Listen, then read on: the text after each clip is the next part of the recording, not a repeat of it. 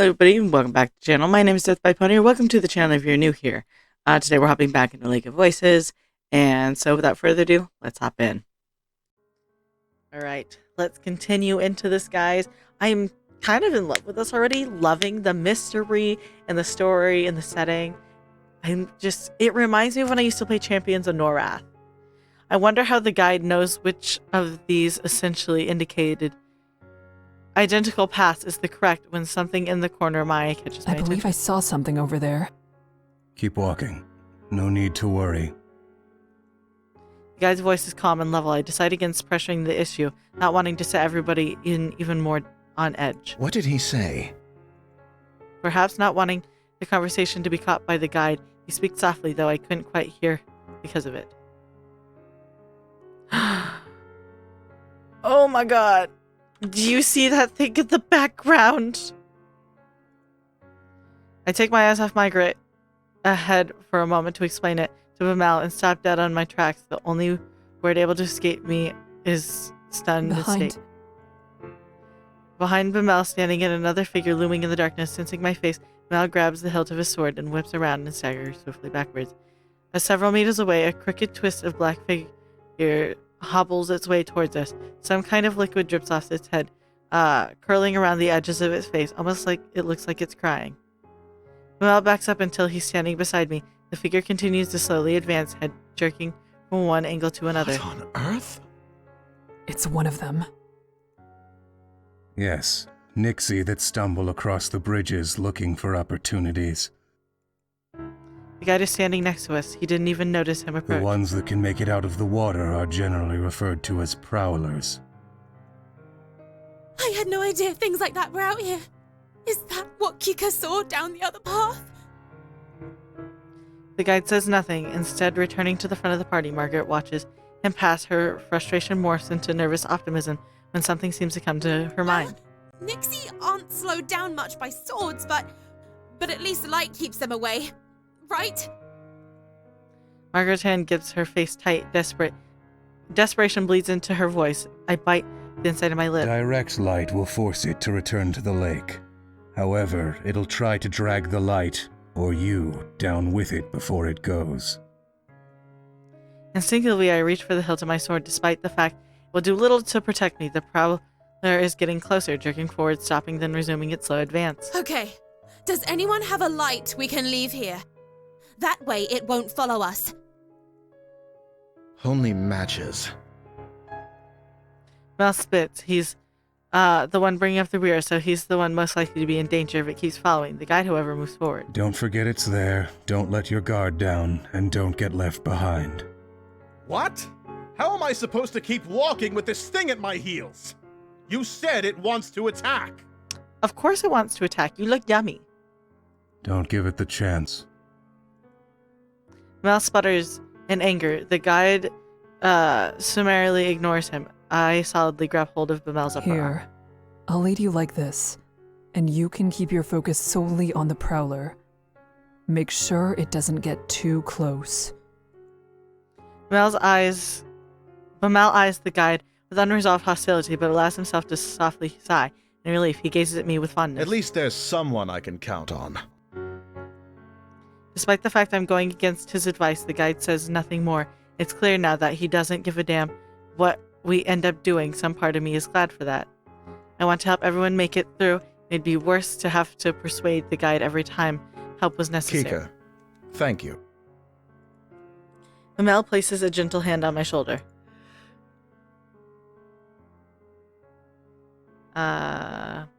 Let's give him a little bit of context. I feel Bamel start to reciprocate his touch, but it's just as quickly a smile replaces his shock. The moment is pleasant, a small balm against a large burn. I harden my expression, and Bamel follows suit. He moves his free arm down, fully linking his arm with mine, and now properly settled, looking forward. Margaret is following the guide with some reluctance, turning back every so often to check on us. I wave my lantern to signal we're catching up. Margaret returns her head to the front and quickens her pace. With a tug on Bamel, we start following them. The four of us continue cautiously over the bridge, only this time the wet, squishing footsteps the prowler joined the sound of our own. In spite of myself, I grip Bamel tighter. The prowler walks without a set pattern, sometimes fast, sometimes slow, takes long steps and short ones.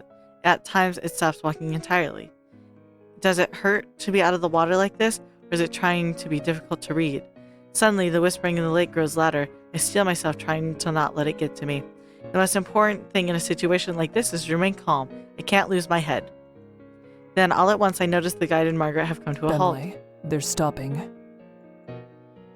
Mamele slows down, as do I. As we near Margaret's back, she says with something akin to distress, There's another one. I tug on Bamel, and he understands. We draw up close to Margaret, ready to protect her if need, but the guide holds out a hand. Don't get any closer. Just over her shoulder, I see another prowler stumbling towards us, white liquid dripping from its eyes. The guide's hand turns over in the air, palm up. Look at this man! Doesn't even care. Not a single thought in his head is like, nah, I should be worried. I guess when you do this as your job, you're just kind of used to it. And so you're not really worried about anything. You're just like, what happens, happens. Give me a lantern. We'll throw it. Margaret extends her own with a little trembling hand when Bamel speaks instead of his back to If you have to take someone's, take mine. Yes, an extra light won't do us much good when we're standing this close together. Margaret takes Bamel's lantern from him, guarded relief displayed on her Thank you. features. She hands the lantern to the guide, whose hands grip it tightly, knuckles growing pale. Stay here. I can't throw it too far, or the light will blow out before it reaches the Nyx. He steps closer to the monster, his movement light, confident. As he nears the prowler, it starts to back away. It's only the approaching light that makes it retreat, or are they afraid of him? I mean, maybe. So if he does this as his job, and he does it all the time, they have to be used to seeing him, and they know what he's capable of and what he does. So he's bound to run into ones that he's seen before. So it's not unlikely that one would recognize him. The guide is far enough away from us that the fog is partially obscuring him, hiding his movements. The voices from the lake grow louder and louder. Water suddenly begins to splash across the lake, at a distance and onto the edges of the bridge. They want him to mess up. I don't notice how tense I am until Bamele eases my grasp of his arm. Then suddenly the guide takes multiple long and fast strides, throws the lantern and jumps backward to regain the lost distance. Shh. There is a sharp hiss and then a deep splash. Voices of the Nyx grow quieter. Not silent, but quieter. A sigh escapes me and the guide comes back to our We group. should keep going before it comes back. I glance at Bamele and realize he too is looking relieved at the guide before us. And then I see it. The first prowler is still there. It's right there. Oh, wow! Man got up real close. Real personal. I shift around, pulling Bamel behind me. The prowler lunges after him, barely missing Mel, but striking my lantern instead. The fire goes out, and the two of us are plunged into an unearthly darkness. There's a slick splash. I realize the Nyx has retreated into the water. Somehow Bamel and I, still standing, we're Kika. still here. Thank you. I can't respond. Something cold and wet slimy grabs my ankle. Gotta kick it off. I kick my leg out as fast as I can, and the Nyx hold slips. I can't hold with the momentum I've gained against it. Margaret rushes to my side, her lantern hanging out towards the Nyx. Light brushes its face. We see it for an instant, its eyes wide, and then it slides back into the smooth surface of the water. Mel grabs Margaret and I both, helping us towards the center of the bridge, and cursing under his I breath. only looked away for 1 second. It's fine, Bamele. We're all fine. Are you actually all right? Margaret cocks her head down, examining my ankle, but there's nothing but a wet smudge around my I trousers. am fine. I say that, though I don't actually want to let go of Bamele. I need to, in order to relight our lantern and provide us actual safety, but I feel such a strong desire not to be alone in this moment. I shake my head roughly and let go of him, relighting the lantern as fast as I am able. Kika, thank you. Again. You saved my life. I won't let this happen again. Yes, Yes, it would be good for all of us to pay more attention. Margaret nods solemnly. Suddenly, it seems like we're all on the same side. It isn't only Bemele and I. She is with us in more than simple presence. The guide's voice is as cold as the monster's grasp, ending my train of thought. We lost the lantern I threw.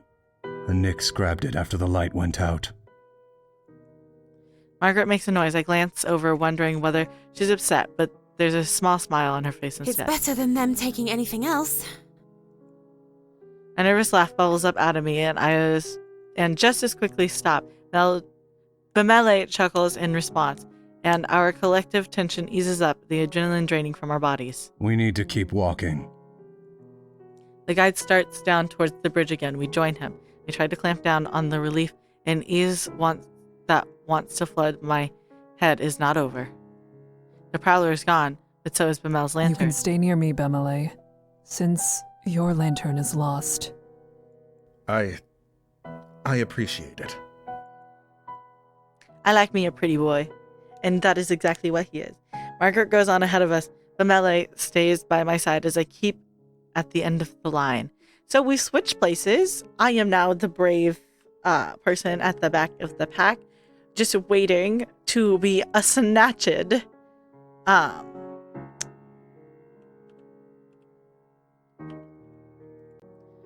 Can't say it's the best course of action, but it's a course of action.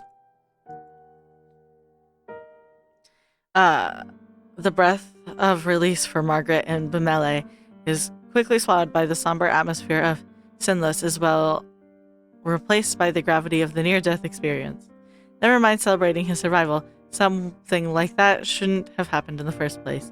The memory of the prowlers reaching out towards us appears each time I close my eyes. Why does it look like something's dripping down their faces? The prowlers are on Margaret's mind too, looking at her pained expression as though the moment of relief never existed at all. I'm not sure. Me neither. Something's wrong with them, though. They live in water. Air shouldn't be good for the things, but they want to drown humans so much they're willing to drag themselves around on land? It's not right. Of course it isn't. They are monsters. They likely do not understand even the concept of right and wrong. Well, I don't disagree that there's something very wrong about them. I truly hope that's the last we'll see of the prowlers. Something comes to her mind, causing Margaret to end her part of the conversation early. Since you two have to share a light, wouldn't it be safer to be in the middle? Margaret stops and waits for Bemele and I to reach her position. That way, you'll catch the edges of my light and the guides, and it won't be so dangerous if Bemele loses his position momentarily. That's a very kind offer, Margaret. Bemele's surprise is so apparent, I want to cover his face with my hand to stop him from insulting her. She merely smirks. I think Margaret may be surprised with herself too. Bemele returns to his usual surety. As thoughtful as it is, I, at least, am fine with bringing up the rear. I'm used to keeping watch for monsters, and since there are two of us, I can pay attention to the back while Kika focuses ahead. It's not my light, though, so I shouldn't be the one to decide what she should do with it. Margaret and Bemele turn to look at me in unison. She seems like it's my decision. Neither of them are wrong. As for me, my goal is to protect everyone. I can't very well do that with Margaret following behind us. But being stuck in the middle of a group could also be dangerous depending on the circumstances. We come up across getting pincered by an enemy would be almost sure death, no matter how experienced Bemele and I are. I just don't know what to expect from the bridge, and it makes things so much more difficult. So Staying where we are. behind? Yes, staying behind is important. Seems like it. Yes, I think we'll be good here. But really, thank you. That was a very kind offer. Well, all right. We have to keep her safe. Margaret respects our decision and trots ahead a bit to catch back up with the guide, he who has paid no mind to the entire affair.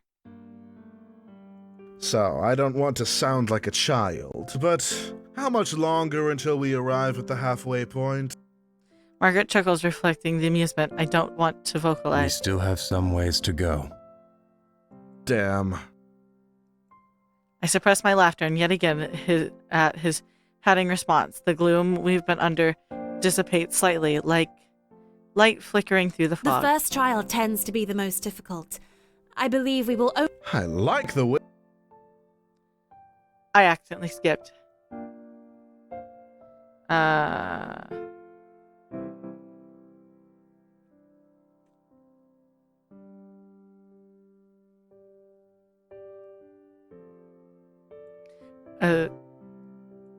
I suppress my laughter yet again, his patting response, the gloom we've been under dissipating slightly, like light flickering through the fog. The first trial tends to be the most difficult, I believe. We'll only react better from this point. I like the way you think. Then a gleam enters Bamel's eyes and he grins. I think Kika deserves a round of applause. Her quick reflexes are owed the utmost appreciation. He leans softly into my shoulder, trying to get me to what? It was indeed a sight. You're quite capable. Bemele was also a sight, but for very different reasons. The way he froze with his mouth all agape was a laugh in itself. Bamele shakes his fist at Margaret in mock anger, then shoots me an affectionate look. You should know, she and I are usually on equal footing. The only reason you had footing at all is because she pulled you back. Bamele laughed self-consciously, scratching his head. That's very true. You can always count on Kika. I keep my eyes steady ahead, unsure how I should respond. I'm pleased, almost grateful, to hear what they think of me, but I don't know what I could say that wouldn't seem pathetic. Instead, I contribute the best way I can, keep my focus on the path ahead of us. Without a response from me, the conversation quickly dies out. Still, it eases my heart to be on such friendly terms with my companions. After some time, I notice Margaret isn't keeping up with the guide as much as she was before. I realize it's because the guide has increased his pace. Margaret begins to jog in an effort to keep up with him, and Melee and I do the same. Despite this, the guide keeps getting further away. We go faster and faster until suddenly we're full on sprinting across slick wooden boards. Figures in the dark, foggy fog fly past us at a blur. It occurs to me the branching paths in the bridge appear to be sinking. I try hard to swallow my rising panic. The guide shouts something, but it's drowned out by the frantic pounding of our footsteps. I'm trying to piece together what he said. Don't stop, turn, and he takes a massively sharp right turn down a different path using his own momentum to Sleek would slide into a new direction with no loss of speed. Margaret must not have worked out the warning either, as she completely caught off guard with the guide's changing course. She runs straight ahead, past the turn, and continues down the path we've been following up until now. She clumsily begins to halt her moment down the wrong side of the bridge. Then I come up to the fork. Turn. I make the hard turn, following the guide and leaving Margaret at the rear. Mamel's footsteps stay as loud as they were before. They turn close behind me as ever. Out of the corner of my eye, I see Margaret turn around, trying to come back to us, only to have the bridge in front of her fall away. I slowed down for a breath, feeling the impulse to turn back, but ignore it. There's no time. Margaret can make the jump, then she'll rejoin us. I keep my eyes glued to the guide's back, ears perk for Margaret's footsteps approaching from behind us. Then I hear it. A scream. I whip around, sliding to a stop. Margaret is sinking the bridge. She is on, sinking into the water. She is appearing. She didn't jump. What are you doing? Margaret's head shoot up, face drained of all color. Jump! She stumbles near the edge of the bridge, staring places where the water of the lake. Even from a distance, I can see her shaking. I can't say if it's from the bridge descent or her own fear. She barely seems to remain standing. I swallow painfully. Margaret bends and tries to jump. She curves into a small arc, achieving more height than she should, and is directly in the lake with a muted splash. Bamele starts beside me, but I grab his hand and pull. We start running again, leaving Margaret lying in the water behind us. Margaret! Oh no! We don't need to watch this. We both know exactly what happens to her now. Margaret's anguished cries pierce the night, then the screaming stops. My legs grow weak. It isn't right. I push myself to keep going. Melee curses between heavy breaths, calling those things every foul name in his large book. I try to focus on the pounding of my feet, but my brain won't cooperate. Instead, I imagine Margaret's terror. She's clawed to pieces by the Nixie. After everything, I didn't help her. We left her in the dark. The night wears on and our strength rapidly fades. How much longer will this last? People have to rest sometime. Almost as in response to my thoughts, the guide abruptly halts. The skid stop as well, sliding into the surface of the wood. Why did we stop? Now his voice is tired, but his guard is up. The guide doesn't answer, just stares at something slightly out of view. I step up to join him, following his gaze further down the path.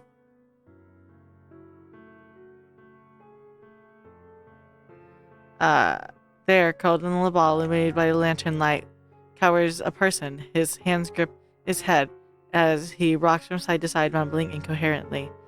Okay, so if people can die and everything, of course, these things might have driven somebody crazy, because they do talk about the whispering as if, like, how they talk about it in movies where, like, it's supposed to drive people crazy. So I wouldn't be surprised if this man has been driven insane by these voices. I hope you enjoyed today's video, and if you did, remember to like. That way I know you're enjoying the content I'm making. And remember to hit subscribe. That way YouTube brings you back here to see what happens next. I won't take up any more of your time. Have a good day, and I'll see you all next time. Bye-bye.